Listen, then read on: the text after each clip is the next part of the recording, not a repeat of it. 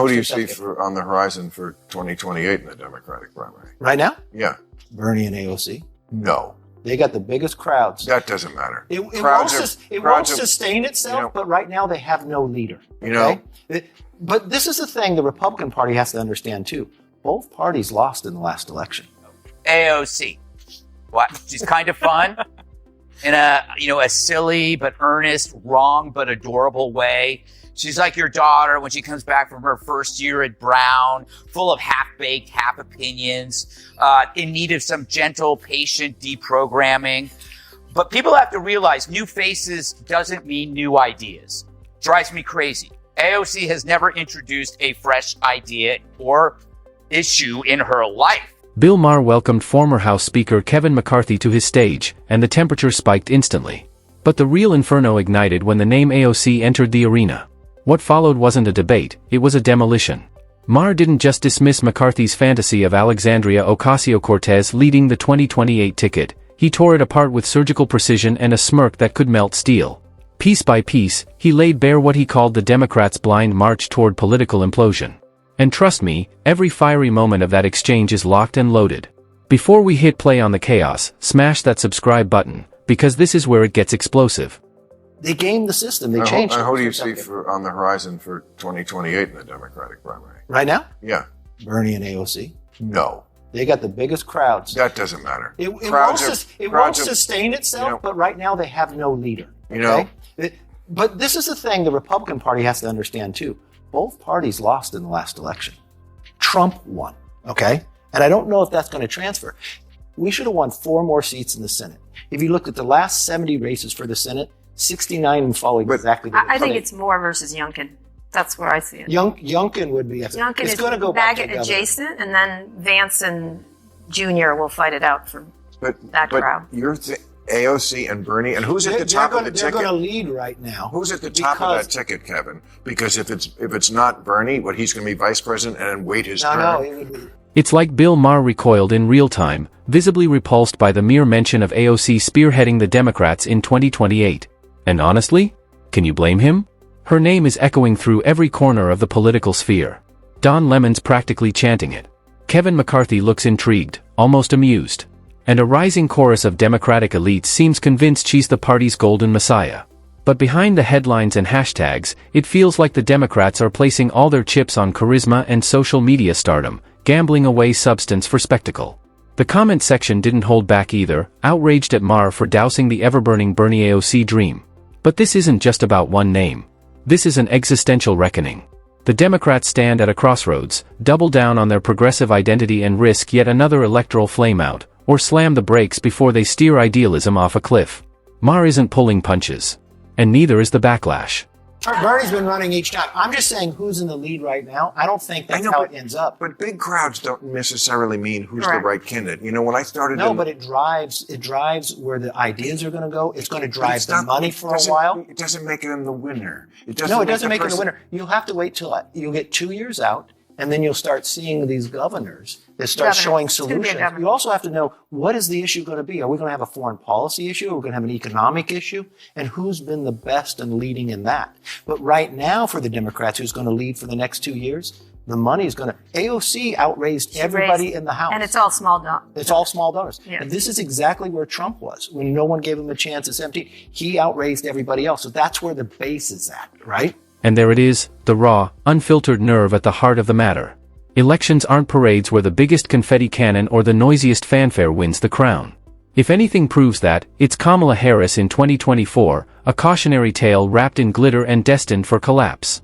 She had it all, a monstrous $1.5 billion war chest, A-listers practically worshipping her like she was headlining Coachella, and crowds screaming her name like she was the second coming of Obama. And still, she face-planted in one of the most humiliating defeats in modern political memory. Brutal. That's the bullseye Mars is hitting, the left's fixation with aesthetics over authenticity. They've confused hype for depth, TikTok virality for vision, and theater for tactics. And then there's Trump, the walking contradiction, the chaos engine. Say what you will, but the man didn't just pack arenas, he packed a punch. His message hit nerve endings. It felt unscripted, primal, real. He didn't shove moderates out of the room with fringe lectures or academic jargon. He showed up as himself, loud, flawed, and utterly unfiltered. Kamala, by contrast, was everywhere yet nowhere. A political hologram, always on stage, never truly present. That's not strategy. That's a disappearing act. We do know what AOC will not be doing, and that's running for the top spot on the Oversight Committee, if you can put a zero here. She says Jerry Connolly stepped aside, who had beat her in the race for ranking Dem on Oversight, and she says she's not running this time. She says, quote, "It's actually clear to me that the underlying dynamics in the caucus have not shifted with respect to seniority as much as I think would be necessary, and so I believe I'll be staying put at Energy and Commerce," unquote. Because if she would be ranking member, then she couldn't serve on Energy and Commerce Committee. If you can sift through the noise and cut the spin, here's the real play unfolding. AOC isn't gunning for the Oversight Committee's top spot, and honestly, why would she? In a party still chained to seniority politics, the odds were stacked against her from the jump. She learned that the hard way last year, losing to 75-year-old Jerry Connolly in a contest that wasn't just a defeat, it was a message. But here's the twist: chasing Oversight would have meant surrendering her seat on the Energy and Commerce Committee, one of the most powerful platforms in Washington. That's no small sacrifice, especially for someone who might just be mapping a path to the White House. Let's be real, every step AOC takes is calculated for both power and perception. Oversight might offer primetime sound bites and viral clips, but Energy and Commerce delivers real policy muscle, climate, big tech, corporate accountability. Trading that for political theater? Not exactly the move of someone thinking short-term. She's playing chess, not checkers. Still, voices like Bill Maher and Greg Gutfeld remain unconvinced. They're not buying the narrative of AOC as the Democrats' next great hope, and they've got their reasons. AOC finally responded proudly concerning a high school yearbook photo that proves she grew up in a wealthy suburb. She said, "See, I told you I went to high school." And I can tell you, I know that when I was waitressing and struggling to put food on the table, for a while there, I did. I tried to stop caring. I tried to just keep my head down, work my shifts, and accept that this is just how things are. But that is no way to live, Arizona. It's no way to live. So, in case you missed it, AOC isn't exactly AOC. Her real name? Sandy Ocasio. And a recent deep dive into her past has unearthed some inconvenient truths that don't quite fit the underdog narrative. The polished political powerhouse who built her brand on Bronx grit and working-class struggle? Turns out, that story might be more theater than testimony. Official records paint a very different picture, one of relative comfort and suburban stability, far from the hardship she so often invokes. And that waitressing job she loves to wave around like a badge of authenticity? Let's be honest, countless well-off college kids have pulled shifts slinging drinks or flipping burgers. In America, it's a rite of passage, not a symbol of economic despair. No shame in that, but it does take a sledgehammer to the from the struggle image she's carefully constructed.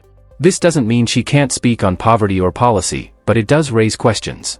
Questions about narrative, branding, and just how much of Sandy's story is real, and how much was crafted to captivate. The myth may be powerful, but the truth? It's starting to show through the cracks. AOC. What? She's kind of fun in a silly but earnest, wrong but adorable way. She's like your daughter when she comes back from her first year at Brown, full of half-baked, half opinions, in need of some gentle, patient deprogramming. But people have to realize new faces doesn't mean new ideas. Drives me crazy. AOC has never introduced a fresh idea or issue in her life. AOC. What can you say? She's got this oddly charming energy, like a well-meaning freshman home from her first semester at Brown, armed with half-read theory books and firebrand takes that collapse under the weight of their own hashtags. She's earnest, sure. Maybe even endearing in that bless her heart kind of way. But let's be clear, novelty isn't the same as originality. And this whole obsession with fresh faces drives me nuts. Because beneath the viral soundbites and curated outrage, AOC hasn't introduced a single original idea. Not one. It's recycled ideology wrapped in influencer packaging. Loud, yes. New, not even close. So by now you heard that AOC, among others, were arrested last night. She truly is an American hero. It was brutal. Taken out in cuffs. Well, technically, her shirt had cuffs. Maybe French cuffs. Strangely, and perhaps disturbingly, millions have bought into the AOC myth wholesale, devouring a narrative so carefully staged it could pass for political theater. She's cast as the fearless crusader, the working-class heroine poised to save America from itself, all because she allegedly clawed her way up from hardship. But peel back the layers, and the myth begins to unravel. The adversity she touts is, at best, embellished, and her meteoric ascent has far more to do with masterful image-making than with any unwavering moral compass. Here's the twist: her story doesn't collapse under scandal, it collapses under scrutiny. Her background isn't the gritty, bootstraps epic she performs, it's far more polished, far more constructed. And yet, the spectacle persists. Her followers mistake rapid-fire rhetoric for brilliance, and choreographed outrage for conviction. What they laud as courage is, more often than not, clever branding wrapped in buzzwords. This isn't leadership. It's politics as performance art, scripted, stylized, and sold to an audience hungry for a savior in a streaming world. This nonsense from AOC that he should be impeached is just absurd. Absurd. There's no... Okay, get back to me when you've read the Constitution or get a law degree, because you sound like an absolute idiot. There is absolutely no ground to impeach the president. He 100% was within his constitutional authority and his congressionally authorized authority to do what he did on Saturday. Okay, but as for whether it's a good idea, that's a debate we should be having. And look, if we could get congressional approval of the specific action, fine, I'm okay with that too. If you want to bring it to Congress, go ahead and see how that goes. I don't think it's necessary, but you can go for it if you want to. It all went down during a heated protest against the Supreme Court's 2022 decision to overturn Roe v. Wade. Predictably, AOC and her ever-outraged entourage were outraged, not at the erosion of civil discourse, but at the very idea that unborn children might actually have a shot at life. And that, right there, is the political theater Bill Maher's been warning us about, a stage where rigid ideology tramples over basic reason. AOC, much like Kamala Harris, isn't just progressive, she's performatively woke. And that's precisely why neither can lead the Democratic Party anywhere near the promised land of electoral victory. Their politics aren't grounded in unity or real-world pragmatism. They're crafted for clout, sculpted for soundbites, and engineered for Twitter standing ovations. Every stance they take seems designed not to govern, but to trend. Meanwhile, the average American, the voter who actually decides elections, is tuning out. They're not inspired. They're exhausted, confused, disconnected. And if Democrats keep parading candidates more interested in viral outrage than viable solutions, 2028 won't just repeat 2024's collapse. It'll make it look like the opening act of an even greater political disaster. Donald Trump is a criminal who was found guilty of 34 felony counts of fraud, liable for sexual abuse.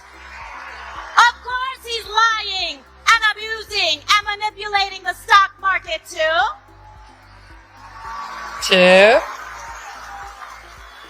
When he talks about and criminals, he should look in the mirror.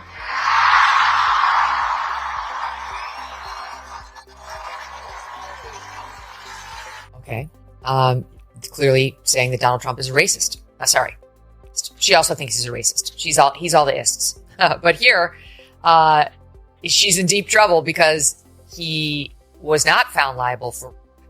And George Stephanopoulos just had to pay ABC some $15 million to President Trump to settle a defamation lawsuit for saying that. Beyond her obsession with all things woke, AOC seems to suffer from a chronic, and frankly exhausting, case of Trump derangement syndrome. The moment his name enters the conversation, she transforms from a policymaker into a political flamethrower, untethered from logic. Case in point, her support for one of the most laughable stunts in recent political memory, yet another attempt to impeach Trump, this time over alleged nuclear aggression in Iran. Never mind that the move was a calculated deterrent, aimed at de-escalation and protecting U.S. assets. In AOC's alternate reality, it was grounds for impeachment. Not out of duty, but out of obsession. This wasn't about justice. It was about headlines. About feeding the algorithm. She and her allies aren't pursuing accountability, they're chasing likes, trending hashtags, and a never-ending hit of digital applause. All while real issues get pushed to the sidelines in favor of yet another act in the ongoing spectacle. And that's the giveaway. Beneath the fury and theatrics lies a stunning lack of seriousness. Governance requires discipline, focus, and results. AOC offers drama, distraction, and a void where real delivery should be. Honestly, this might be the wake-up call AOC desperately needs, a crash course in facts over feelings, and the cost of speaking before thinking. Her endless stream of hot takes and theatrical outbursts might win applause from the digital echo chamber, but in the real world, reckless rhetoric carries real consequences. And this moment? It shouldn't just be a lesson for her, it's a warning shot to anyone who confuses volume with virtue. Because here's the hard truth. When public figures toss around baseless accusations without a shred of evidence, they shouldn't get a free pass. Frankly, if Trump took her to court, not out of vengeance but to finally inject some long overdue accountability into a political culture addicted to slander, I wouldn't shed a tear. Not because it's personal, because it's necessary. We need to retire the smear playbook and bring honesty back into the national conversation. Enough is enough. AOC's dramatics, distortions, and fixation on Trump don't just discredit her, they expose how unserious she truly is. Leadership requires clarity, not chaos. Substance, not spectacle. And America deserves better. If you found value in today's breakdown, smash that like button, hit subscribe, and stay tuned, because this conversation is just getting started.